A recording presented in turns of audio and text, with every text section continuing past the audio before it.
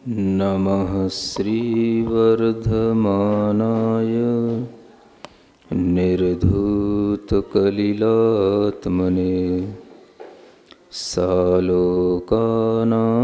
त्रिलोकानां यद्विद्यादर्पणायते।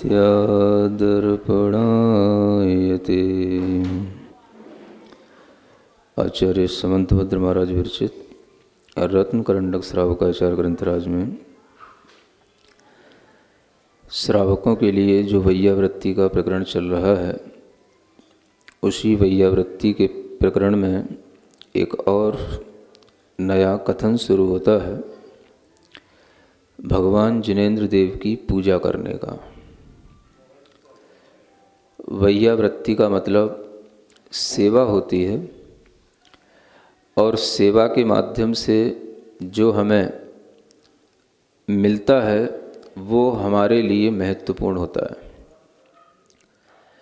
एक तो गुरु की सेवा करने को कहा गया, जो कि विशेष रूप से वैयावृत्ति शब्द के माध्यम से आपको समझ आता है, प्रचलन में है। और अब यहाँ पर प्रभु की पूजा, भगवान की पूजा करने के लिए कहा जा रहा है, जो भी वैयावृत्ति के लिए ही है। और एक तरह से आप इसे भगवान की सेवा समझ लें। लोक में इसी को सेवा माना भी जाता है। जो भगवान की पूजा करते हैं, ऐसा कहते हैं हम भगवान की सेवा करते हैं। भगवान के मंदिर में जाकर के आराधना करते हैं, कहने में आता है भगवान हम आपकी बहुत सेवा करते हैं, बहुत पूजा करते हैं। तो समझेंगे आज कि भगवान की सेवा कैसे हो सकती है। क्या भगवान की पूजा करना भगवान की सेवा है या भगवान की पूजा से मिलने वाला जो फल है वो हमारी अपनी मेवा है। जो मेवा हम भगवान को चढ़ा रहे हैं वो वास्तव में है, या जो भगवान हमें दे रहे हैं वो वास्तव में हमारे पास में है। इन सब चीज़ों को समझने के लिए यह आचार्य समंतभद्र महाराज श्लोक नंबर 119 की में भाव रखते हैं। देवादिदेव चरणे परिचरणं सर्वदुःख निर्हरणं कामदुहि कामदाहिनी परिचुनियादाद्रतो नित्यम। इसी के साथ एक और छंद है जो पूजा से ही संबंधित है। अरहत चरण सपर्या महानुभावं महात्मनामवदत् भेकः प्रमोदमत्तः कुसुमेनैकेन राजगृहे। ये दो आर्या छंद हैं जिनके माध्यम से श्रावकों को एक शिक्षा दी जा रही है कि आपको जिनेंद्र भगवान की पूजा से क्या मिलता है, क्यों करनी चाहिए। जिनेंद्र भगवान की पूजा भी गुरु की सेवा की तरह आवश्यक है। और यह पूजा जो हम करते हैं वो देवादिदेव चरणे, किनकी की जाती है? देवादिदेव के चरणों की ये पूजा की जाती है। और जब देवादिदेव ऐसा नाम आ जाता है तो इसका मतलब ये हो जाता है कि जो देव हैं उन देवों के भी द्वारा जो पूजनीय हैं उन्हें देवाधिदेव कहा जाता है। जब भी कभी आपके लिए पूजा के लिए कहा जाएगा, आराधना करने के लिए कहा जाएगा, तो जैन दर्शन की ये विशेषता है कि मात्र पंच परमेष्ठी ही पूजा के योग्य होते हैं। और पंच परमेष्ठी में भी जब हम भगवान के जनालय में आते हैं तो वहाँ पर सिर्फ जो भगवान की जिन बिंब होते हैं वही पूजा के योग्य होते हैं। देवादिदेव के चरणों की पूजा करना, देवादिदेव की पूजा करना, जो देवों के भी द्वारा पूजे जाते हैं उनकी पूजा करना, यह जिस जैन श्रावक को आ जाता है वह जैन श्रावक वास्तव में जैन कुल में जन्म लेने का फल प्राप्त कर लेता है। जैन कुल में जन्म लेने के बाद में सभी जैन श्रावकों को ये आ जाए जरूरी नहीं है, क्योंकि देखता हूँ कि जैन श्रावक मंदिर में तो आता है जैन मंदिर में आता है, लेकिन मंदिर में आकर के भी उसकी अंदर कोई ऐसी श्रद्धा नहीं होती, ऐसा विश्वास नहीं होता है कि हमें केवल मंदिर में बैठे हुए देवाधिदेव की ही पूजा करना है। उसके मन में तो भ्रम होते हैं, और उसे कुल परंपरा से जैन मंदिर मिला है तो वो जैन मंदिर में आ जाता है, लेकिन उसके मन में ऐसा कोई विश्वास हो कि मुझे जैन मंदिर में भगवान देवाधिदेव की पूजा करने जाना है, इन्हीं की पूजा करना हमारा कर्तव्य है, इन्हीं की पूजा करने से हमें सभी प्रकार के दुखों का अभाव होगा, इन्हीं की पूजा से हमारे सभी मनोरथ पूर्ण होंगे, ऐसा विश्वास नहीं होता उसको। उस जैन श्रावक के लिए यहाँ पर कहा जा रहा है कि जिसे ये विश्वास नहीं है उसे भगवान की पूजा का कोई फल मिले कोई ज़रूरी नहीं है, क्योंकि पूजा का फल तो विश्वास से मिलता है, और विश्वास अगर आपका देवाधिदेव के ऊपर होगा तो वो पूजा पूजा होगी। और अगर उन देवों के अंडर में रहने वाले या उन देवाधिदेव की पूजा करने वाले देवों के ऊपर आपका विश्वास होगा, देवियों के ऊपर आपका विश्वास होगा, तो उस पूजा से आपको कभी भी कुछ प्राप्त होने वाला नहीं है।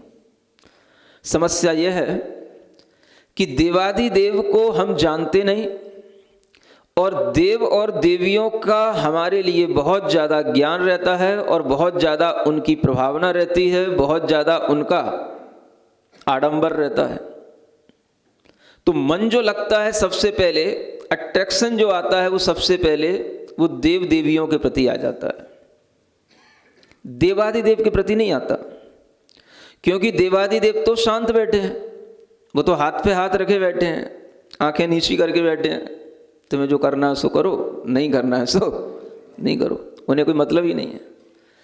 जो हमारे लिए देख रहे हों, जिनके ऊपर आभूषण चढ़ रहे हों, जिनके ऊपर अच्छी अच्छी द्रव्य चढ़ रही हो, तो ऐसा लगता है कि जब इनके ऊपर ये आभूषण चढ़ रहे हैं, ये खुश हो रहे हैं, ये कुछ द्रव्य को स्वीकार कर रहे हैं, तो इनके द्वारा ही हमें कुछ मिलेगा, इनसे ही हमें आभूषण मिलेंगे, सोना हमारे घर में इनसे ही बढ़ेगा, वैभव हमारे घर में इनसे ही आएगा। ये भावना आ जाती है उन देव और देवियों को देख करके जिनके ऊपर चढ़ावा चढ़ाया जाता है। चढ़ावा जानते हो ना? वह चढ़ावा किनके ऊपर चढ़ाना है? तो भगवान के ऊपर तो कोई चढ़ाने नहीं देगा, और भगवान को चढ़ावे की जरूरत भी नहीं है, क्योंकि उनने तो जितना चढ़ा हुआ था वो भी सब उतार दिया, और वो सब उतार करके ही देवाधिदेव बने। लेकिन जो चढ़ा रखे हैं, जिनके ऊपर वो चढ़ा हुआ है, उन्हीं के लिए चढ़ावे की जरूरत होती है, तो उन्हीं को और चढ़ाते जाना। जो सजे हैं उन्हीं को और सजाते जाना, जो कुछ पहने हुए हैं उन्हीं को और कुछ पहनाते जाना। और इस तरह से जब कोई जैन श्रावक करता है तो उसे ऐसा लगता है कि अगर हम इन देव के लिए ये चढ़ावा चढ़ा रहे हैं तो हमारे घर में भी खूब प्रसाद इनकी कृपा से मिलता रहेगा। और इसलिए उनकी प्रभावना में बहुत सारे जैन समुदाय के लोग जुड़ जाते हैं। आचार्य समंतभद्र जैसे दार्शनिक आचार्य, एक महान श्रेष्ठ न्याय को जानने वाले आचार्य, एक आध्यात्मिक आचार्य यहाँ लिखते हैं श्रावकों के लिए कि श्रावक को किसकी पूजा करना? देवाधिदेव चरणे, देवाधिदेव के चरणों की पूजा करना। जो पूजा करने के लिए कहा जा रहा है वो देवाधिदेव के चरणों के लिए कहा जा रहा है। ये कहीं नहीं श्रावकाचार में लिखा होता है कि आपको देव के चरणों की पूजा करना। लेकिन क्या करें, जिसका जितना मानसिक स्तर होगा उसके लिए उतनी ही बात समझ में आएगी। ये उनकी भी बुराई नहीं है, ये उनकी भी कमी नहीं है। जिसका मानसिक स्तर, ज्ञान का स्तर जितना होगा वो उतना ही समझ पाएगा और उतना ही उसको दिखाई देगा। जहाँ पर भगवान बैठे हुए हैं, तीर्थंकर का जिनबिंब हो, और जहाँ पर देव लोग भी उनकी आकर के पूजा कर रहे हों, इस तरीके की सब बातें जो हम सुनते हैं, प्रभावना के माध्यम से जानते हैं कि नंदीश्वर के पर्व आते हैं, अष्टानिक के पर्व होते हैं, पंच कल्याणक मनाए जाते हैं, सब देवों के माध्यम से ही यह देवाधिदेव की पूजा करने के लिए देव तत्पर रहते हैं। लेकिन फिर भी जब तक हमारे दिमाग का स्तर बढ़ता नहीं, तब तक हमें भगवान देवादिदेव की महत्ता भी समझ में आती नहीं। ऐसा लगता है वो तो कुछ देते नहीं, वो तो वीतरागी हैं, उनके पास तो देने के लिए कुछ है ही नहीं, जिनके पास में देने के लिए है उन्हीं से कुछ मांग लो तो कुछ मिल जाएगा। और इस तरह की विचारधारा से जो श्रावक आकर के उन देव और देवियों की पूजा में लग जाते हैं तो वो अपने श्रावक पने से बहुत दूर हट जाते हैं, अपने जैनत्व से बहुत दूर हट जाते हैं। क्योंकि जैन का मतलब ही है जिन्होंने अपने को जीत लिया हो, जो जिन बन गए हों, और उन जिन की जो उपासना करे उसका नाम जैन है। ये शब्द ही कह रहा है, जो जिनकी उपासना करे, जयति इति जैन है। किसको जीत लिया? तो कसाय आर्यन, कसाय रूपी शत्रुओं को जिन्होंने जीत लिया उनको जिन कहा जाता है। और उन जिन की जो आराधना करते हैं, पूजा करते हैं, उपासना करते हैं, उन्हीं के प्रति श्रद्धा रखते हैं, उन्हीं को जैन कहा जाता है। सुन रहे हो? कौन सुन रहा है? कौन सुन रहा है? जैन सुन रहे हैं क्या? जैन सुन रहे हैं? जैन सुन रहे हैं? अच्छा, सुनना समझ में आया तो ठीक है, अच्छी बात है। जैन के अंदर ये भाव अगर आए कि हमारे लिए पूजा के योग्य, हमारे लिए आराधना के योग्य केवल देवादिदेव हैं, तो यही भाव उसका अपना जैनत्व का भाव है। इसी भाव से जैन संस्कृति आगे बढ़ेगी, इसी भाव से अन्य संस्कृति से जैन संस्कृति जो अपनी एक भिन्नता रखती है वो सामने आएगी। अन्यथा जितनी भी संस्कृतियां हैं सब देवी देवताओं में लगी हुई हैं। एक यही संस्कृति है जो देवाधिदेव की लिए पूजा करने को कहती है, वहां तक आपके दिमाग को, भाव को पहुंचाने के लिए कहती है कि आप अपने दिमाग का स्तर उठाओ, अपने भावों को बढ़ाओ, पूजा करो। किनके चरणों की करो? देवाधिदेव के चरणों की करो। लेकिन ये समझ आता नहीं है। बुद्धि वहीं पे चलती है जहां पर हमें जलसा दिखता है, बुद्धि वहीं पर हमारी लग जाती है जहां पर हमें तरह तरह के चढ़ावे दिखाई देते हैं, बुद्धि वहीं पे लग जाती है जहां पर हमें तरह तरह के आडंबर दिखाई देते हैं। और इस तरह के जो आडंबर हमारे सामने आते हैं उनमें हम चाहे समाज के रूप कारण से, चाहे हम किसी भी प्रकार की अपनी और समाज की बातें हैं, मान मर्यादा की बातें हैं, रिश्तेदारियां हैं, इस कारण से अगर हम उन चीज़ों से जुड़ते हैं तो भी आचार्य कहते हैं आप अपने जैनत्व का नाश कर रहे हैं। जैन माने जैन, यहां ढिलमुलपना नहीं चलता। यहां तो सिर्फ एक भाव से एक काम होता है और वो भाव कभी बदलता नहीं है। जिनेंद्र भगवान का जो वीतराग भाव है वही वीतराग भाव ही सब कुछ है। और उस वीतराग भाव से जिसके मन में एक आकर्षण पैदा होता है कि हे भगवान, आपकी मुख मुद्रा को देख करके, आपके दर्शन करके जो मन को शांति मिलती है, जो मन को सुख मिलता है, इसलिए हे भगवान मेरा मन आपके चरणों की पूजा करने को होता है, इस तरीके का विचार जिसके अंदर आता है वही वस्तुतः जैन कहलाता है। बड़े बड़े अच्छे अच्छे विद्वानों ने भगवान की स्तुतियां की हैं। जिनेंद्र भगवान की स्तुतियों में अच्छे अच्छे छंद काव्य लिखे हुए हैं। सो परम शांत मुद्रा समेत भविजन को निज अनुभूति देत। ये दर्शन पाठ है। ये भी एक जिन भगवान की परम शांत मुद्रा को देख करके भव्य जीवों को ऐसा निज अनुभव होता है कि हे भगवान यही शांत स्वरूप, यही शांत भाव मेरा है, और ये शांत भाव आज तक हमने प्राप्त नहीं किया, इसीलिए हम संसार में भटक रहे हैं। जिन वीतराग देव को देखने से ऐसी वीतरागता का भाव उत्पन्न हो, वही व्यक्ति के अंदर कुछ जैनत्व का भाव आता है और वही व्यक्ति समझ सकता है कि अन्य संस्कृति में और जैन संस्कृति में कितना बड़ा अंतर है। ये अंतर इसीलिए है क्योंकि जितनी भी संस्कृतियां हैं उनमें कहीं पर भी वीतरागता की आराधना नहीं है। आराधना सिर्फ राग की है। और मजे की बात यह है कि कहीं कहीं पर यह वीतराग शब्द भी लिखा जाता है। अभी मैं कहीं एक कोई हिंदू किसी साधु के बारे में कुछ पेपर में आया, मैं देख रहा था, तो उसमें उसकी उस संस्था का नाम है वीतरागी। सुन रहे हैं? मैंने सोचा देखो, जितने भी शब्द हैं वो शब्द जो बड़े बड़े अच्छे शब्द हैं, वो सभी शब्द इन लोगों ने सबने ग्रहण कर लिए हैं, चाहे हम उन शब्दों के अर्थ तक पहुंचे, उनके मर्म तक पहुंचे या ना पहुंचे, लेकिन शब्द सबने वही पकड़ लिए हैं। हमारे भगवान वीतरागी, चारों तरफ राग दिख रहा है, भगवान को राग से सजा रखा है, भगवान के ऊपर तरह तरह के आभूषण पहना रखे हैं, तरह तरह के काजल लगा रखे हैं, तरह तरह के वस्त्र पहना रखे हैं, भगवान को ही सब तरीके के वैभव में बिल्कुल डुबो रखा है, और भगवान को वीतरागी कहा जा रहा है। भगवान का स्वरूप देखने के बाद कम से कम इतना तो लगना चाहिए कि वीतरागता की छवि में और राग की छवि में कोई अंतर है कि नहीं। अगर हमारे अंदर इस बात का ज्ञान रहेगा तभी यह दिगंबर जैन संस्कृति सुरक्षित रह सकती है। अगर दिगंबर जैन लोगों के अंदर ये विवेक मिट गया, ये ज्ञान मिट गया, तो समझना कि आप अपने ही पैरों पर खुर कुठाराघात कर रहे हैं। आपको पता ही नहीं कि जैन का मतलब क्या।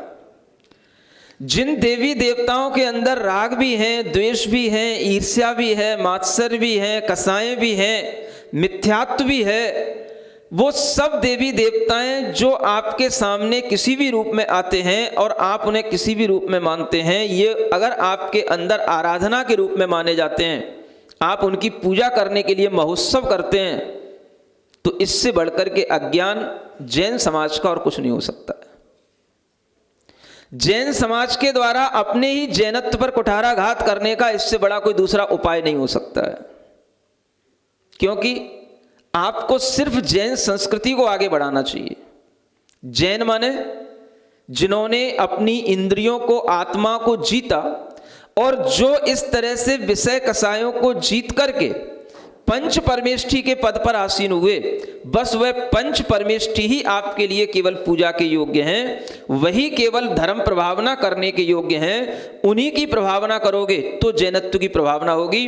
अगर आप पंच परमेष्ठी के अलावा किसी और की प्रभावना में लग गए, रागी द्वेषियों की प्रभावना में लग गए, तो आपके द्वारा जैनत्व का ही कुठाराघात किया जा रहा है। ये आचार्य समंतभद्र महाराज के शब्द हैं। देवादि देव चरणे परिचरणम सर्व दुख निर्हरणम। भगवान जिनेंद्र देव की पूजा, उनकी परिचर्या करना सभी प्रकार के दुखों का निर्हरण यानी हरण, नाश करने वाली है। ये विश्वास आए तो आपके अंदर भाव आएगा कि हमें भगवान जिनेंद्र देव की ही पूजा करना है, लेकिन विश्वास आता नहीं है। भगवान जिनेंद्र देव की पूजा करते करते भी मन मचल जाता है, और जब मन मचल जाता है तो फिर वह किसी भी देवी देवता की पूजा में भी लग जाता है। समाज के नाते बुलाया जाता है, बड़ी बड़ी नाइटें होती हैं, रात रात भर जलसे होते हैं, और तमाम तरीके के ये आडंबर जो किए जाते हैं, ये जैनत्व की प्रभावना के लिए हैं या रागी द्वेषी देवी देवताओं की प्रभावना के लिए हैं, ये अपने मन में सोचना चाहिए। जिस समाज के द्वारा इस तरीके के कार्य किए जाते हैं, वो समाज जैनत्व की प्रभावना कर रही है या वह रागी द्वेषी देवताओं की प्रभावना कर रही है, ये मन में विचार करे, और जो लोग उसमें शामिल होते हैं वो लोग भी विचार करें। आपके लिए जब भी कभी भाव आता है कि हमें भगवान की आराधना करना है, मंदिर में आना है, तो आप हमेशा इस तरीके की विचारधारा तो रखते हैं कि जो हम मंदिर में कर रहे हैं, जो हमारे मंदिर से संबंधित है, वही काम हमें करना है। लेकिन कभी कभी आप अपना व्यवहार निभाने के लिए ऐसे काम भी कर जाते हैं जिससे आपके अंदर का वह भाव भी छूट जाता है जो भाव यहां बताया जा रहा है, सिर्फ व्यवहार निभाने के लिए।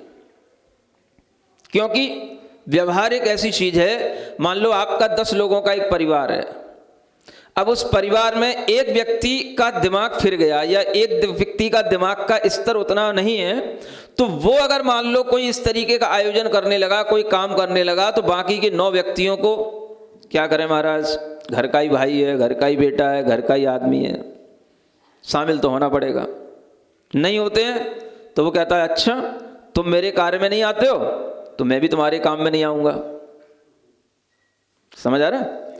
एक व्यक्ति अगर मिथ्या दृष्टि है तो वो 9 सम्यक दृष्टियों को डिगा रहा है, लेकिन 9 सम्यक दृष्टि मिलकर के एक मिथ्या दृष्टि को नहीं डिगा पा रहे हैं।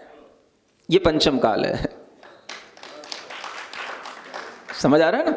इसको पंचम काल कहते हैं। व्यवहार इतना महत्वपूर्ण है, घर परिवार चलाने के लिए अपने व्यवहार को बनाना इतना महत्वपूर्ण है कि हम उसमें शामिल होकर के जैन धर्म के लिए इतने बड़े बड़े आयोजन करके लोगों को मिथ्यात्व की ओर ले आते हैं, मिथ्यात्व में डाल देते हैं। कभी ये नहीं बताते कि भगवान जिनेंद्र देव की पूजा से ही सब प्रकार के दुख मिटते हैं, हरे जाते हैं, तो हमें अन्य कहीं जाने की कोई जरूरत नहीं है। हम अगर जैन हैं तो हमारे अंदर ये जैनत्व का भाव आना चाहिए कि जिन देवता जिनेंद्र भगवान वह वीतराग भगवान हैं, जिनके अंदर सारा का सारा वैभव है। और सबसे बड़ा वैभव पहले भी बता चुका हूं आपको, आज फिर कह रहा हूं, सबसे बड़ा वैभव कौन सा होता है? जो बाहर हमको सोना चांदी दिखता है वो, राज मुकुट लगाए राज सिंहासन पे कोई बैठा हो वो, अच्छे अच्छे चमकीले और रत्न जड़ित कोई वस्त्र पहने हुए हो वो, ये वैभव है। अगर हम ऐसा भी किसी एक मूर्ख के लिए पहना दें, कोई मूर्ख व्यक्ति हो और उसको हम खूब ये सारा का सारा सजा दें, उसको नहीं समझे, तो आपके लिए भाव बनेगा कि हम उसकी पूजा करें? वैभव कहां से आता है? अगर ज्ञान होगा तो आपको मेरी बात समझ में आएगी। जो आचार्यों ने कहा है ज्ञान लक्ष्मी घनाश्लेष, सबसे बड़ा वैभव है ज्ञान का वैभव, ज्ञान की लक्ष्मी। जिनके पास में जितना बढ़ा हुआ ज्ञान होता है वो उतना ही वैभव संपन्न कहलाते हैं। इसलिए जिनके पास में केवल ज्ञान है वो वैभव संपन्न है, जिनके पास में यह ज्ञान रूपी वैभव है वही सबसे बड़ा वैभव है। अगर ये ज्ञान का वैभव नहीं है और बाहर का वैभव कितना ही ओढ़ लिया जाए तो कोई भी व्यक्ति जो समझदार होगा वह कभी भी मूर्ख की पूजा नहीं करेगा, चाहे वो कितने भी आभूषणों से लदा हुआ हो। होना क्या चाहिए? ज्ञान होना चाहिए। ज्ञान कहां से आएगा? जब ज्ञान चक्षु खुलेंगे तो ज्ञान आएगा। ज्ञान की आंखें से देखोगे तो ज्ञान आएगा। ज्ञान भीतर होगा तो आपको ज्ञान ही ज्ञान दिखाई देगा, और ज्ञान नहीं है तो आपकी ही अज्ञानता से दुनिया में सब जगह आपको अज्ञान ही अच्छा लगेगा। आचार्य कहते हैं सबसे बड़ा अज्ञान ये राग और द्वेष की आराधना करना है। राग द्वेष द्वयी दीर्घ नेत्राकर्षण कर्मणा अज्ञाना सुचिरम जीव संसार आब्दौ भ्रमत्यसौ। एक इष्टोपदेश में आचार्य कहते हैं राग और द्वेष की ये बड़ी बड़ी रस्सियां या बड़े बड़ी भावनाएं कसाएं हमारे अंदर पड़ी हुई हैं, जिनके कारण से हम अज्ञान से संसार रूपी समुद्र में डूबते रहते हैं और इस समुद्र में हमेशा डुबकी लगाते रहते हैं। कोई और दूसरा अज्ञान नहीं है।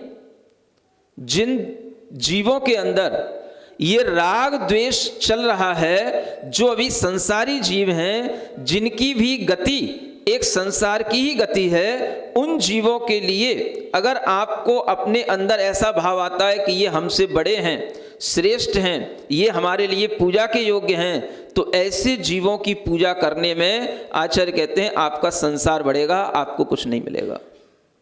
क्योंकि जिनके पास राग द्वेष होता है वह कभी संयम धारण नहीं कर सकते हैं।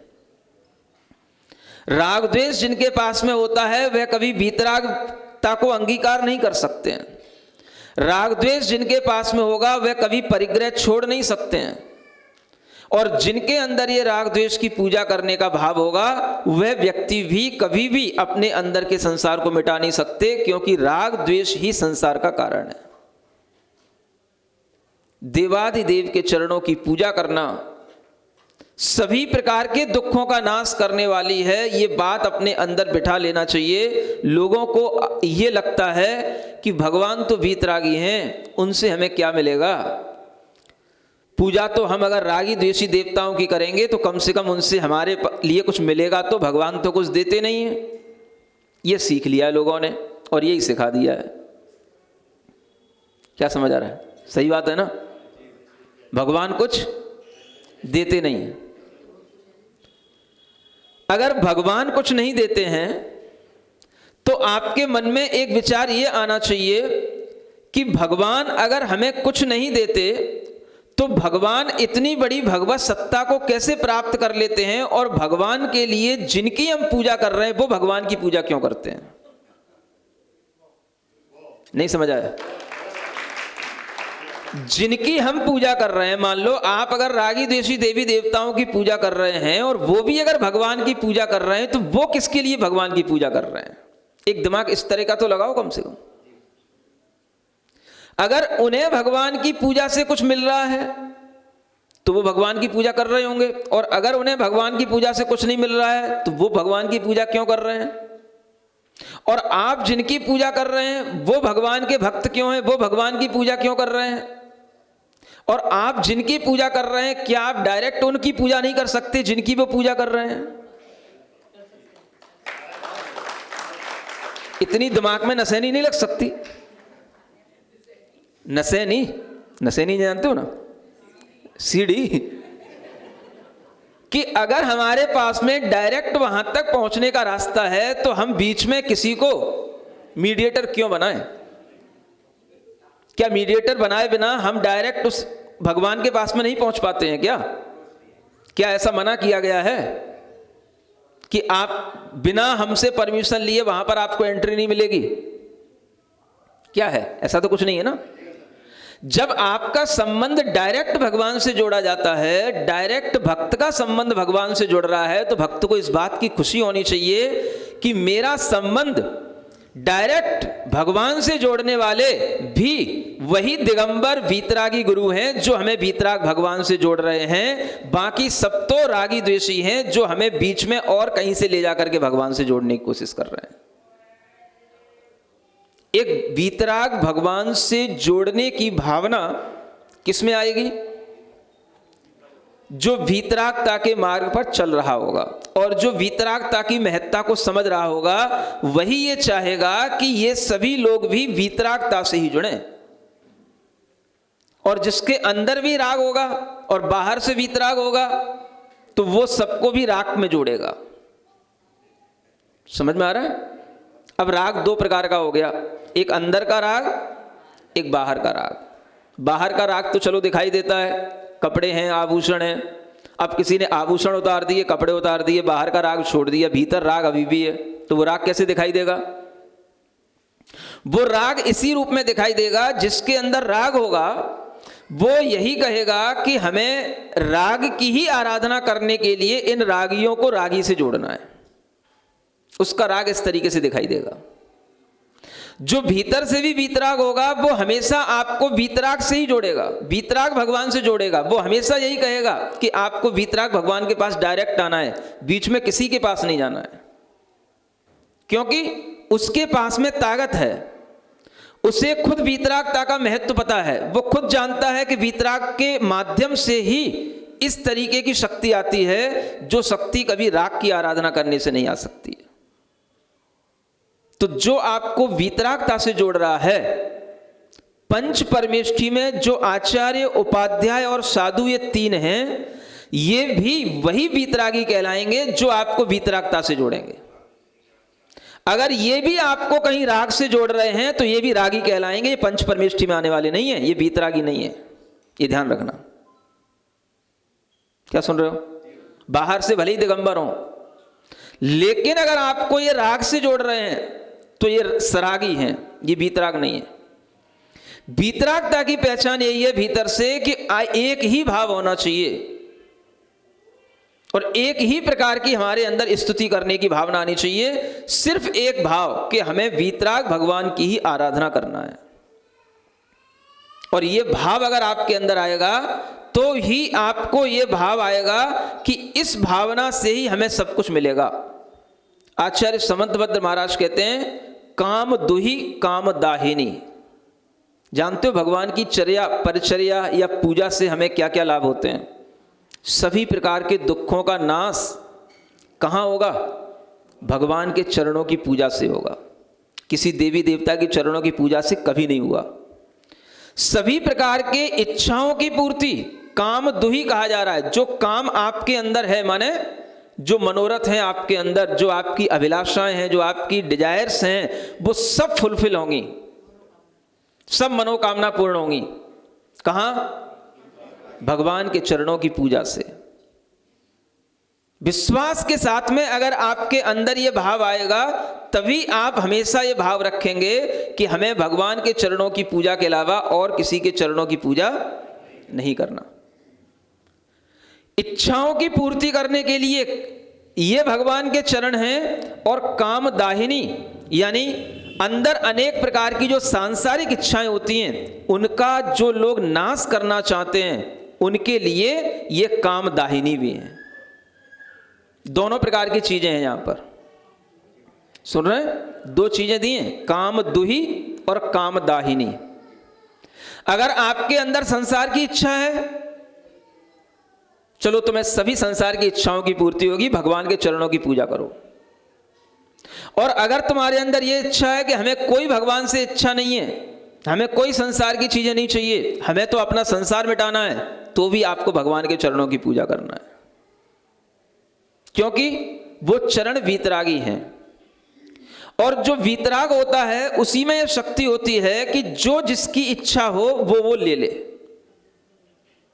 लेकिन आपके अंदर मान्यता ये होनी चाहिए, विचार ये होना चाहिए, भीतर से श्रद्धा ये होना चाहिए कि जो कुछ भी मिलेगा वो वीतरागता के माध्यम से मिलेगा। क्योंकि जिन्होंने सब कुछ तुच्छ जान करके छोड़ दिया हो, उन्हें जिसके लिए कोई वैभव कोई उन्हें रोक ना पाया हो, और जिन्हें किसी भी प्रकार के वैभव की कोई आकांक्षा ना रही हो, उनके अंदर का भाव कितना बड़ा होगा आप ये सोचो। जो पकड़े बैठे हैं उनसे तो आपको उतना ही मिलेगा जितना वो पकड़े बैठे हैं, और जो पकड़े हैं वो नहीं छोड़ना चाह रहे हैं, जिनकी दृष्टि में कुछ थोड़ा सा छोड़ने योग्य है तो कुछ थोड़ा सा छोड़ सकते हैं। लेकिन जिनकी दृष्टि में सब कुछ छोड़ने योग्य है, सब कुछ देने योग्य है, वो कभी भी आपको देने में कंजूसी नहीं करेंगे। इसलिए सबसे बड़े दाता, परम दाता जिनेंद्र भगवान, वीतराग भगवान कहलाते हैं। सुन रहे हैं? परम दाता और परम याचक। क्या समझे? अगर भगवान दाता हैं तो आपके अंदर भी परम भावना ही होनी चाहिए याचक की। कभी वर्धमान स्तोत्र पढ़ना आप, तब आपको ये सब भाव अच्छे से समझ में आएंगे। सुन रहे हैं? परम दाता भगवान है, परम याचक अगर हम बनेंगे तो हमें परम चीजें, माने जो सुप्रीम लेवल की चीजें हैं वो हमको प्राप्त होंगी। अन्यथा हमारा लेवल जितना है हम उसी में ही संतुष्ट होकर के अपनी जिंदगी पूरी कर लेंगे। हमें वो नहीं मिलेगा जिसके लिए हमें जैन कुल में जन्म मिला था। हो सकता है कि आपको दुनिया में हर जगह जाने पर कुछ ना कुछ मिल जाए, लेकिन जो आपको वीतरागता के माध्यम से मिलेगा वो नहीं मिलेगा, उससे आप अछूते रहोगे। जब तक कि आपके अंदर ये भाव नहीं आएगा कि हमें देवादिदेव के चरणों की पूजा से ही सब कुछ प्राप्त करना है। और समझदार व्यक्ति वो होता है जो सोचता है कि हे भगवान, संसार की इच्छाओं का तो कोई अंत होता नहीं, कब तक संसार की इच्छाएं बना करके आपके पास भिखारी की तरह आते रहेंगे और आपसे भीख मांगते रहेंगे और आपके चरणों में प्रार्थना करते रहेंगे। आखिर ये बंदा बंदा कभी बनेगा कि नहीं, कि भिखारी बना रहेगा? है? बंदा किसे कहते हैं? जो भगवान की बंदगी करे उसको बंदा कहते हैं। जो भगवान की बंदगी करे, जो भगवान को प्रणाम करे, पूजा करे, नमस्कार करे और उसके फल में कुछ नहीं चाहे, वो बंदा कहलाता है। सुन रहे हो? ये दुनिया के सब लोग जानते हैं, चाहे इस्लाम धर्म हो चाहे सूफी धर्म हो, सबके यहां पर बंदे की यही परिभाषा है। क्या सुन रहे हो? जैनों को छोड़ करके ये जैन जितने पहले समृद्ध होते थे, आज भी जितने समृद्ध हैं उतने ही ज्यादा ये जैन अब भिखारी बन रहे हैं। और दुनिया में जैनों को जिस तरीके से भक्त के रूप में कहा जाता था, या जहां कर भी कोई भी भगवान का भक्त भक्त के रूप में कहा जाता है, भक्त की यही परिभाषा होती है कि वो केवल भगवान की बंदगी करता है, उसी को बंदा कहते हैं, उसी को भक्त कहते हैं। वो भगवान से भीख नहीं मांगता है। भगवान से सौदेबाजी नहीं करता है। सौदेबाजी तभी की जाती है जब कोई देने वाला दिख रहा हो और आपको लग रहा हो अभी तुमने थोड़ा दिया, हमने तो आपकी इतनी सारी पूजा कर ली, आपने थोड़ा दिया, हमने तो आपके लिए इतने % देने को कहा था, आपने हमारा इतना ही मुनाफा किया। तो क्या होगा? ये बार्गेनिंग हो गई। समझ आ रहा? ये क्या हो गई? ये भिखारी के काम हो गए। समझ आ रहा? ये जो है पूजा नहीं हुई, ये बंदगी नहीं हुई। बंदा तो वो होता है जो भगवान के चरणों में सब कुछ अर्पित कर देता है और अपनी डोर भगवान के लिए छोड़ देता है कि भगवान आप देखो, आप जानो, हमने तो आपके चरणों में अपने को समर्पित कर दिया, अब हमारी बनती बिगड़ती जो कुछ भी है सब आपसे है, आपके अलावा मुझे कोई दूसरा नहीं दिख रहा है। उसका नाम है भगवान की बंदगी करने वाला, भक्ति करने वाला भक्त। सुन रहे हैं? भक्त के अंदर जब ऐसा समर्पण होता है तब जाकर के उसकी वह पूजा कहलाती है। इसलिए आचार्य यहां कह रहे हैं अगर आपके अंदर भगवान की पूजा करने का भाव आए तो आदृतः माने आदर के साथ भगवान की पूजा करना। आदर कहां बनेगा आपका? जो कोई कुछ नहीं देता हो ये हमें मालूम है और ये भी मालूम हो कि जो कुछ मिलेगा वो इन्हीं से मिलेगा, तो वहां पर आदर का भाव बनेगा। आपको पता हो कि इनके देने का रवैया अलग है, इनकी स्टाइल अलग है, जो जितना वीतरागी होगा वो कभी भी आपको सीधे सीधे नहीं कहेगा ले लो ले लो, हमने तुम्हें दे दिया। समझ आ रहा है? आप भगवान की बात तो छोड़ो, आप सीधे गुरु महाराज के पास भी जाते हो, आचार्य महाराज के पास भी जाते हो, कुछ भी उनसे अपनी प्रार्थना रखते हो, महाराज शीतकालीन प्रवास चाहिए महाराज का, क्या कहेंगे वो? जो जितना बड़ा आदमी होगा वो डायरेक्ट कभी नहीं कहेगा हाँ चलो आप आ गए, बड़े खुश हो गए, हाँ हाँ चलो ठीक है तुम्हें दे दिया, जाओ जाओ जाओ ठीक है। ऐसा नहीं होता। समझ आ रहा है? उनके देने का ढंग अलग होता है। आपको पता नहीं पड़ेगा कि वो कब दे दिया। आप गए, आपने प्रार्थना कर ली, प्रार्थना करने के बाद में आपने पूछा महाराज क्या करना? ओम शांति, सब हो जाएगा सब हो जाएगा। कुछ स्पष्ट तो सुनने में ही नहीं आया, समझ में ही नहीं आया कि कुछ मिला कि नहीं मिला, सब हो जाएगा। उनके पास तो संकेत पहुंच जाएंगे। उनके संकेत उन्हीं को मिलते हैं जो उन्हीं जैसे उन्हीं के रास्ते पे चलते हैं। समझ आ रहा है? आपको क्या संकेत देंगे वो? संकेत हमको मिलेंगे, उनके सूत्र तो हमसे जुड़े हैं, हमारे सूत्रों से जुड़े हैं। हमें पता है कि उनने क्या कह दिया। आप वहां गए, डायरेक्ट उनके सामने रहे, तब भी आपको समझ में नहीं आया कि उनने क्या कह दिया। वो हमने यहीं पे बैठे बैठे समझ लिया कि उनने क्या कह दिया। समझ आ रहा है? क्योंकि गुरु की भाषा शिष्य जानता है, गुरु की भाषा शिष्य जानता है, प्रभु की भाषा भक्त जानता है, और जो जितना वीतरागी होता है उसकी भाषा भी उतनी ही, इसे बोलते हैं एक अनुभव वचन योग। क्या बोलते हैं जानते हो? अनुभव वचन योग। सीधा सीधा बोलने में वो भाव नहीं आता जो वीतरागता के साथ में बोलने में आता है, और जो वीतरागता के साथ में होता है उसके तरीके अलग होते हैं। आपको पता ही नहीं पड़ेगा क्या दे दिया, क्या दिया जा रहा है। आप यहाँ कहे जा रहे हो महाराज शीतकाल प्रवास, महाराज शीतकाल प्रवास। अब आपको पता नहीं है कि दिसंबर शुरू हो चुकी है, शीतकाल चल रहा है, और फिर भी कहे जा रहे हो शीतकाल प्रवास, शीतकाल प्रवास। समझ आ रहा है ना? कितनी दिसंबर हो गई? कितनी तारीख आज? 6। समझ आ रहा है? ठंडी हवाएं चल रही हैं, शीतकाल चल रहा है, फिर भी शीतकाल प्रवास। अरे भाई शीतकाल प्रवास क्या और क्या अलग से क्या होता है? पता नहीं आपको कि मिल रहा है, दिया जा रहा है, बस आपसे क्या कहा जाता है? बस देखो देखो। अब आपको क्या देखना है?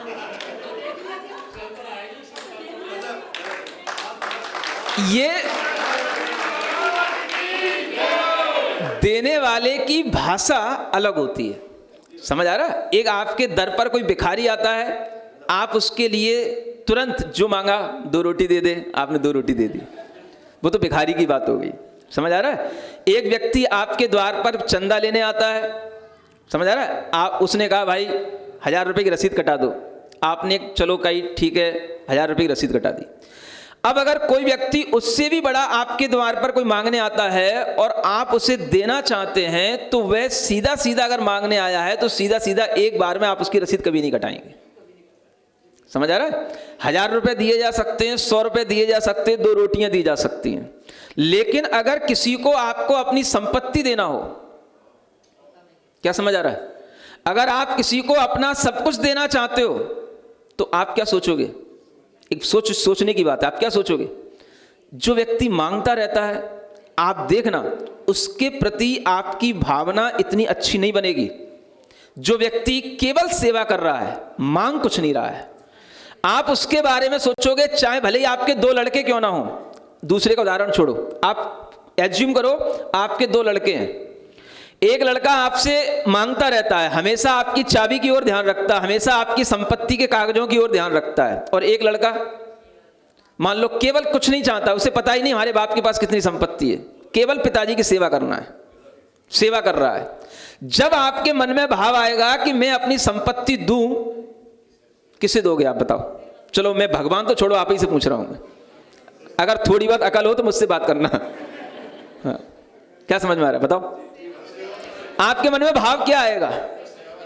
जो मांग रहा है रोजाना कहता है पिताजी इन कागज पर हस्ताक्षर कर दो, ये चेक पे साइन मार दो, क्योंकि आपको मालूम है कि वो ये हस्ताक्षर से ये संपत्ति अपने कब्जे में करना चाहता है। समझ आ रहा है? एक वो है रोजाना आपसे मांग रहा है, रोजाना कह रहा है पिताजी मुझे ये प्रॉपर्टी मेरे का नाम कर दो, ये प्रॉपर्टी मेरे नाम कर दो। और एक दूसरा बच्चा है, कुछ नहीं करता, केवल बस आपकी पूजा करता है, आपकी सेवा करता है, आपकी बात मानता है, आपको खुश रखता है, बस आपने जो कहा वो केवल आपका काम करता है बस। बताओ आपके मन में कौन सा भाव आएगा? बड़ा बेटा उसी तरीके का है, क्या बोलूं उसको, नालायक कह दूं? समझ आ रहा है? वो बार बार आकर के आपसे अपनी प्रॉपर्टी पर साइन करवा रहा है, बार बार उसके मन की भावना आपको समझ में आ रही है, ये बड़ा मेरी संपत्ति चाह रहा है, मेरी चाबियां चाह रहा है, और छोटा कुछ नहीं चाह रहा है। और बड़े को आप पसंद कर रहे हो मान लो, नहीं समझ आ रहा है, और एक छोटा भी है बिल्कुल शांत है। बताओ अगर आपके मन में थोड़ा भी ज्ञान होगा, थोड़ा भी आपके मन में कुछ अच्छा भाव होगा, मध्यस्थता का भाव होगा, तो आपके मन में क्या विचार आएगा? हम किसको क्या दे करके जाएं? ज्यादा भी किसको दे करके जाएं? चलो मान लो आपको दोनों को भी देना है, तो आपके मन में कुछ आएगा कि नहीं? दोनों में से ज्यादा किसको दे करके जाएं? सेवा भाव कर रहा है। सेवा भाव तो मान लो दूसरा भी कर रहा हो, पहले वाला भी कर रहा हो, वो भी आगे पगतली दबा जाता हो, और वो जब दबाता जब तुम जग रहे हो। एक समझो, वो भी आपके पगतली दबाता है जब तक तुम जग रहे हो। समझ आ रहा है? और दूसरा तब आकर के दबाता है जब तुम सो जाते हो, तुम्हें पता नहीं पड़ता है।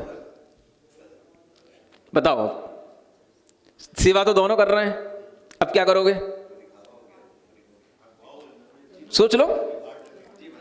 आपके मन में अगर थोड़ा सा भी विचार होगा तो आप उससे डायरेक्ट नहीं कहोगे कि मैं तेरे को कम दूंगा, तेरे को ज्यादा दूंगा, या तू अच्छा नहीं है, तू ऐसा है वैसा है। आप सिर्फ सोचोगे, विचार करोगे, और जिस दिन आपको अपना कुछ भी देना होगा, आपको अपनी संपत्ति का कुछ भी भाव दूसरे के लिए समर्पित करना होगा, तो आपके मन में भाव आएगा जो वास्तव में मौन पूर्वक बिना कुछ मांगे हुए शांति से केवल हमारे प्रति भक्ति रखते हुए मेरी सेवा कर रहा है, इसको मुझे इससे ज्यादा जरूर देना है, चाहे वो हमें किसी रूप में देना पड़े। समझ में आ रहा है? जब आपके अंदर इतना बड़ा भाव आ सकता है, तो जो गुरु हैं, जो प्रभु हैं, जो वीतरागता के भाव में जी रहे हैं, वो क्या आपसे यूं कह देंगे दे दिया दे दिया, ये लो ये लो, ये ले जाओ? हा? वो तो ऐसे देंगे कि तुम्हें पता ही नहीं पड़ेगा। तुम वहां से चल करके अपने घर तक आओगे और पता पड़ेगा कि वो चीजें जिन्हें तुम मांगने गए थे वो सब अपने आप तुम्हारे पास आ गई, लेकिन तुम्हें पता नहीं पड़ा कि वो किसने दे दी। ये देने देने के तरीके होते हैं। समझ आ रहा है?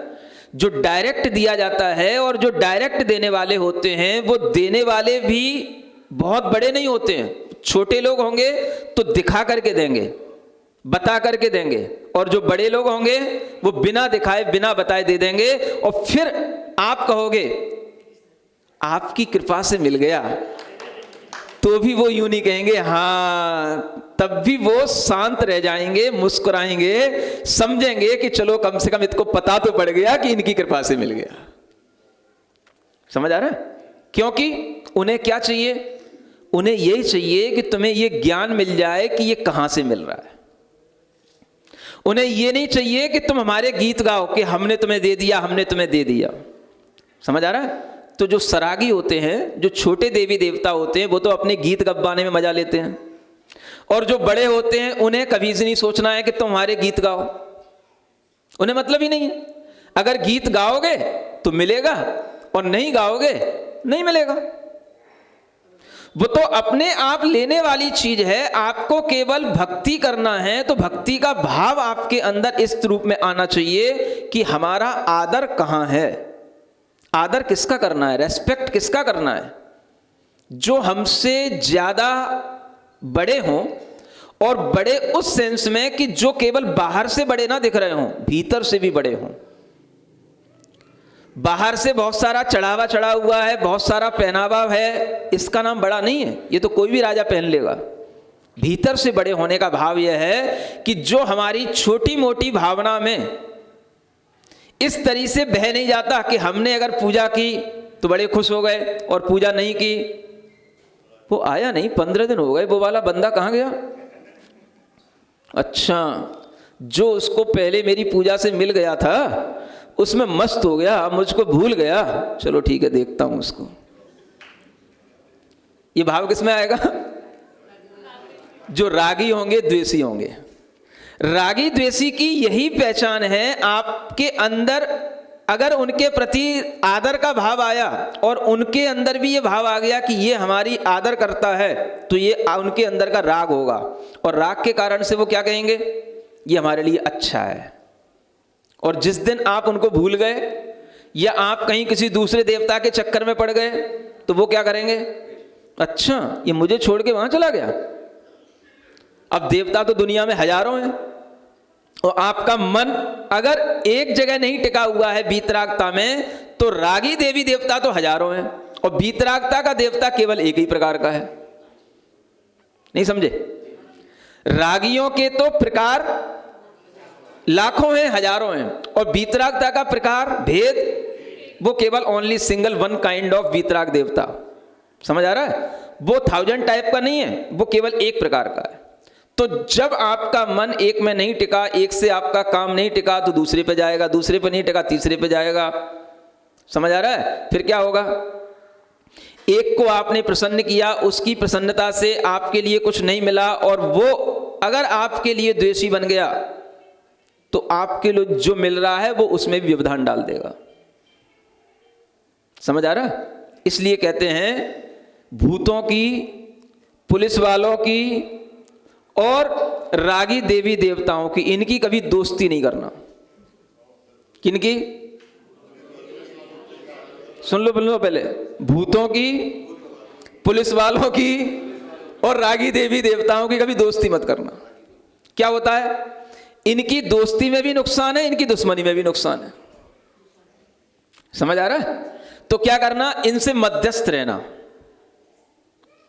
अगर पूजा करोगे तो इनसे दोस्ती हो जाएगी, राग बढ़ाओगे तो ये मुश्किल हो जाएगी कि जिस दिन राग छोड़ोगे फिर तुम्हारे लिए दिक्कत दिखने लगेगी। इसलिए समझदार व्यक्ति उस ओर अपनी स्टेप बढ़ाता ही नहीं, मध्यस्थ रहना। हमने आपसे कभी दोस्ती की ही नहीं। समझ आ रहा है? और जो दोस्ती कर चुके हैं उन्हें भी इस तरीके से निकल आना पतली गली से कि उन्हें पता ना पड़े कि ये कब निकल गया। समझ आ रहा है? अगर ये संभव हो सके तभी आपके लिए वीतरागता का महत्व समझ में आएगा। वीतराग भगवान की पूजा करने से आचार्य कहते हैं आदर पूर्वक उनकी पूजा करो। जो आदर आपका वीतराग भगवान के प्रति है, वही आदर अगर आपका उनके ही अंडर में रहने वाले देवी देवताओं के प्रति होगा, तो वो आदर दोनों का एक जैसा नहीं होने के कारण से आपका आदर वीतरागता के प्रति कहलाएगा ही नहीं। क्योंकि दोनों का आदर आपने एक जैसा बना दिया। अगर आप उनकी पूजा करते हैं और उनकी भी पूजा करने लगे तो फिर एक जैसी बात हो गई। उनके लिए उदक चंदन तंदुल कर रहे हो, वही उदक चंदन तंदुल उनके लिए कर रहे हो, तो मतलब क्या रहा फिर भगवान का और सामान्य से देवी देवताओं का। कभी भी राजा के सामने उसके सेवक की आराधना नहीं की जाती है। बताओ, अच्छा सेवक की आराधना अगर कोई करेगा तो किसके लिए? जब वो सेवक राजा से दूर बाहर गेट पे खड़ा होगा, भाई अंदर पहुंचा दे, बीच में क्यों रोक रहा है? अगर रोक रहा होगा तो देगा उसको, ले भाई 100 रुपये ले ले, चल अंदर जाने दे। अगर वो रोक नहीं रहा है तो फिर क्यों 100 रुपये देना? तुम तो बढ़िया आदमी हो ना। जब कोई रोक ही नहीं रहा है तो फिर 100 रुपये क्यों देना? फिर सीधे जाना। अगर कोई रोके तो बात अलग है। इसी तरीके से जब कोई वीतरागता की आराधना करने का मन बनाता है तो वो सीधा भगवान के पास जाता है, और अगर उसके लिए कोई रुकावट नहीं है तो सिर्फ वो भगवान की आराधना करता है। उसे पता होता है कि इसकी पूजा करने से हम अगर बीच में किसी भी प्रकार के व्यवधान को प्राप्त नहीं हो रहे हैं तो हमें पूजा भगवान की करना, इसकी नहीं करना है। समझ में आ रहा है? तो अब देखो, दो बातें हैं। एक तो सेवक भगवान के पास बैठ करके अपनी पूजा कराए, वो सेवक क्या अच्छा सेवक हो सकता है? क्या सुन रहे हो? कोई भी राजा के सामने कोई सेवक अपनी पूजा कराए और राजा उसको देखे, ऐसा होता है? यही राजा का सबसे बड़ा अनादर है कि नहीं? समझ में नहीं आ रहा मेरी बात? इतनी सी बात नहीं समझ में आती? रामायण देखी होगी, महाभारत देखी होगी, खुद भी कभी राजा बन के बैठते होगे कभी ना कभी, पंचकल्याणक में कभी भी नकली के राजा तो बने होगे नाटकों में। अगर हम राजा बन करके बैठे हैं और सेवक हमारे सामने अपने पैर दबा रहा है और हम बैठे हैं, ये अच्छी बात है? नहीं है ना? इसी तरीके से भगवान वीतराग बैठे हैं और उनके सामने आप सरागी देवी देवताओं की पूजा करो, ये अच्छी बात होगी? ये एक तरीके से आप अनादर कर रहे हैं। किसका? जिनेंद्र भगवान का, वीतराग भगवान का आप अनादर कर रहे हैं। ये समझ लो। आप समझ आ रहा है? मैं सब तरीके की सही तरीके से आपको व्यवस्था बना करके बता रहा हूं कि ये अनादर है। अगर आपको कुछ करना है तो बाहर करो। कहां करना? जहां पर राजा की दृष्टि ना जाए वहां करो, और वहां भी करने की जरूरत तब पड़े जब उसके बिना तुम्हारा काम ना चलता हो। समझ आ रहा है? लेकिन राजा के सामने उसके सेवक की सेवा, उसकी पूजा, ये अगर करोगे तो वो राजा को पसंद नहीं आएगा और वो राजा का सबसे बड़ा अनादर कहलाएगा। राजा आपको अपने लिए कभी भी अपने लायक समझेगा ही नहीं आपको। ये समझ लो। आप समझ में आ रहा है? यही बात देवाधिदेव और देव, समझ आ रहा है? देवाधिदेव का मतलब है जो देवों के भी देव हैं। समझ आ रहा है ना? जो सामान्य देव हैं वो भी देव, उन जिनकी पूजा करते हैं उन्हें देवाधिदेव कहा जाता है। तो उनकी आराधना करने का भाव यहां पर बनाने के लिए कहा जा रहा है। जैसे कि एक समझदारी एक मेंढक में भी थी, जो यहां उदाहरण दिया गया है। समझ आ रहा है? भगवान की पूजा करने के लिए एक मेंढक चला था। मनुष्यों को समझ में नहीं आ रहा है, मेंढक को समझ में आ गया। समझ आ रहा है? एक सेठ था, थोड़ी मायाचारी करता था और छल कपट के भाव से वो अपनी ही जो बावड़ी होती है उसी में मेंढक बन गया। भगवान महावीर स्वामी का एक दिन समोसरण आया, राजगृही की बात है, बिहार में जो राजगृही है ना वहीं की बात है, और वो अपने मेंढक के रूप में उस बावड़ी में था।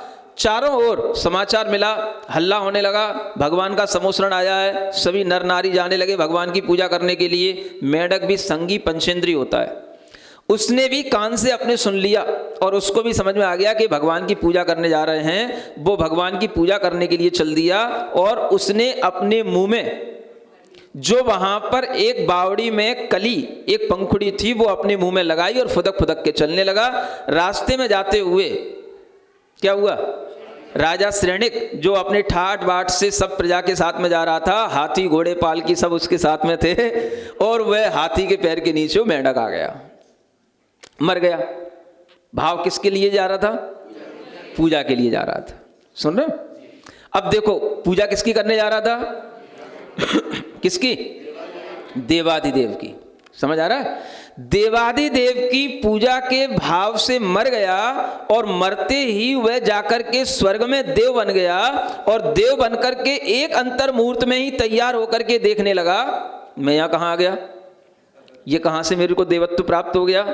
तो उससे अपने अवधि ज्ञान से प्राप्त हुआ, अरे मैं तो पिछले जन्म में ये मेढक था, वो मेढक का अभी भी वहाँ पर कलेवर पड़ा हुआ है, उसे दिख रहा है अपने ज्ञान में, और मैं वहाँ से मर करके देव बन गया। अरे मैं तो भगवान की पूजा करने जा रहा था, पूजा के लिए समोसरण में जा रहा था। उसके मन में विचार आया, जो काम मैं मेढक बन के नहीं कर सका वो काम अब मैं देव बन करके करूँगा। अब मैं साक्षात भगवान की आराधना करने के लिए सबसे पहले भगवान के समोसरण में जाऊंगा। और वो भगवान के समोसरण में क्षण भर में पहुंच गया। समझ आ रहा है? राजा श्रेणिक अभी नहीं पहुंच पाए हाथी पर चढ़ने के बाद, और वो मर करके समोसरण में पहुंच गया, ये बन गया देव। समझ आ रहा है?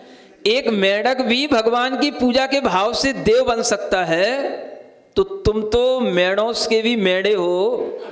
मेढ़ा जानते हो?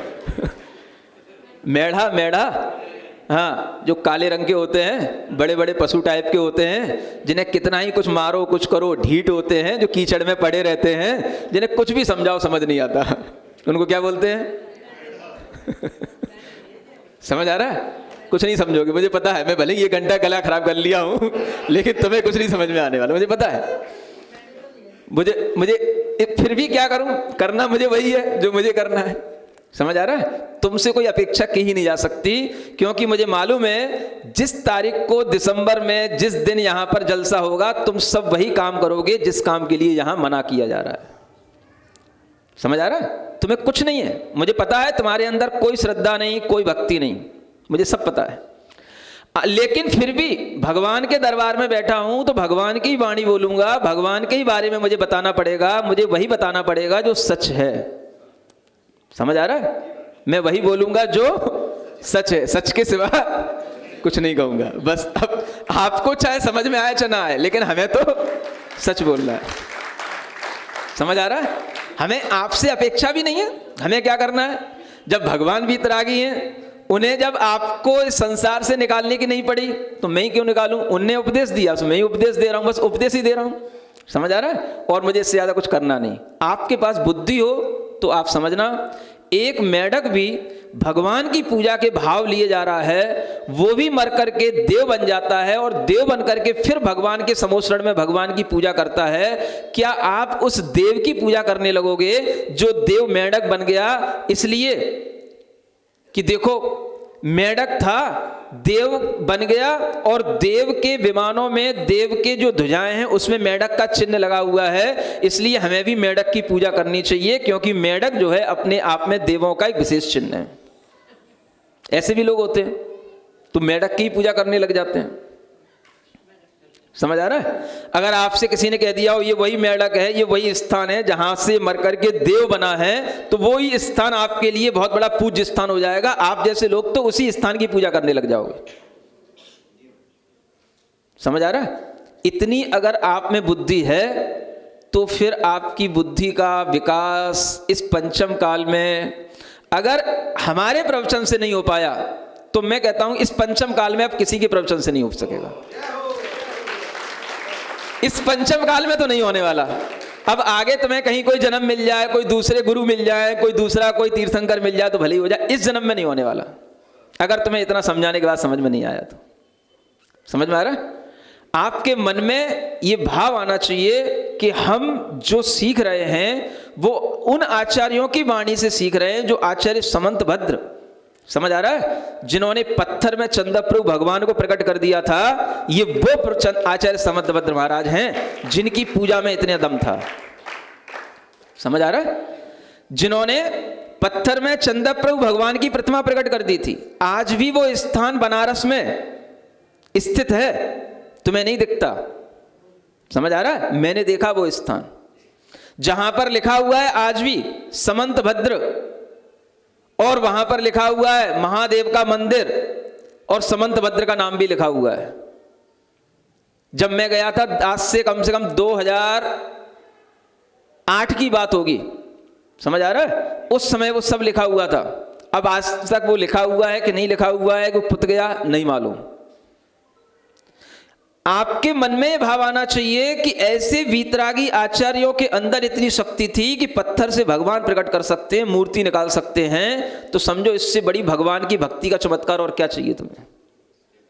समझ आ रहा है। लेकिन जब तक आपके मन में एकांत रूप से भाव नहीं आएगा कि मैं आज से संकल्प लेता हूं, मैं भगवान जिनेंद्र देव की ही पूजा करूंगा, भगवान वीतरागता की ही आराधना करूंगा, मुझे किसी देवी देवता से कोई डर नहीं है, मैं सारे डर भगवान के चरणों में छोड़ करके बैठूंगा, और अगर मुझे कोई डर लगेगा तो उस डर के भी उपाय मैं अपने गुरु से मांगूंगा, जिन गुरु ने मुझे उन देवी देवताओं से छुड़ा करके, उस मिथ्यात्व से छुड़ा करके मुझे सम्यक्त में स्थापित किया है, वो मुझे उस डर से निकालेंगे। ये अगर आपके अंदर संकल्प आएगा तो आपके अंदर का मिथ्यात्व छूट पाएगा। सुन रहे हो? क्या सुन रहे हो? बताओ कुछ क्या करना है?